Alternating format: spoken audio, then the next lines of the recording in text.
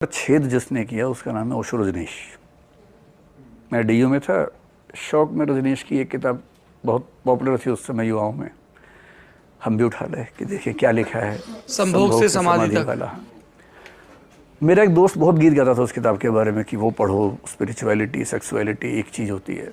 हमने कहा ठीक है, पढ़ के देखते हैं। तो बहुत समझ नहीं आई, लेकिन ये समझ में आया कि ये आदमी तर्क अच्छे देता है। फिर मैं उनकी 8-10 किताबें खरीद के ले आया कहीं से, बुक फेयर से। तब बुक फेयर लगना शुरू ही हुआ था शायद, तो पहले बुक फेयर में मैं बोरी भर के किताब लाया था खरीद के, जिसमें ओशो की ज़्यादा बुक्स थी।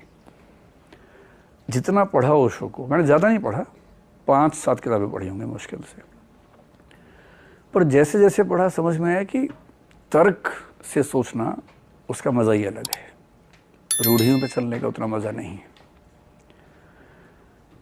तो मैं हॉस्टल में था, मेरे सब मित्र आरएसएस के थे, मैं भी था। लेकिन जब ये सब बातें होने लगती थी थोड़ा सा गैप आने लगता था। एक मन कहता था कि यही रास्ता ठीक है, एक बोलता था कि नहीं, ये भी समझने की बात है। फिर जब मैंने सोशियोलॉजी लिया, सोशियोलॉजी में मार्क्स पाठ्यक्रम में था, कार्ल मार्क्स। डीयू में डिबेटिंग सर्कल में एक मेरे मित्र थे, वो मार्क्सिस्ट थे। पर तब तक मेरी नज़र में कम्युनिस्ट और कॉमनस्ट एक ही बात थी। हमने स्कूल में ही सीख लिया था कि डीयू में मिलेंगे कम्युनिस्ट, वो कौन होते हैं, कॉमनस्ट होते हैं। तो मेरे मन में एकदम क्लियर था। जब पहली बार एक व्यक्ति मिला, किसी ने मुझे कान में बताया कि ये कम्युनिस्ट है, ध्यान रखना। मैंने कहा आदमी तो ठीक ही लग रहा है। तो मैंने उससे पूछा कि आप कम्युनिस्ट हो क्या? तो उसने बोला कि कोई दिक्कत है? मैंने कहा नहीं, जानना चाह रहा हूँ, बहुत जिज्ञासा है मुझे। बोला हाँ हूँ। तब मैं बड़े शक के साथ उससे बात करने लगा कि ये कुछ गड़बड़ करेगा ज़रूर।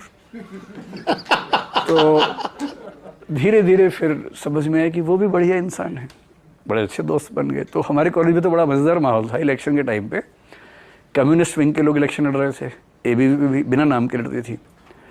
एबीवीपी के लोग कम्युनिस्ट ऑफिस में सोते थे रात को, खाना वहाँ आता था उनका, ये हमारे यहाँ खाना खाते थे। दिन में झगड़ा करते थे, शाम को साथ बैठते थे, और ऐसी दोस्ती थी उनके साथ हमारी। सोशियोलॉजी में कार्ल मार्क्स और मैक्स वेबर को पढ़ने के बाद मुझे लगा कि दुनिया उतनी सरल, एक आयामी, एक तरफा नहीं है जितना हम सोचते हैं।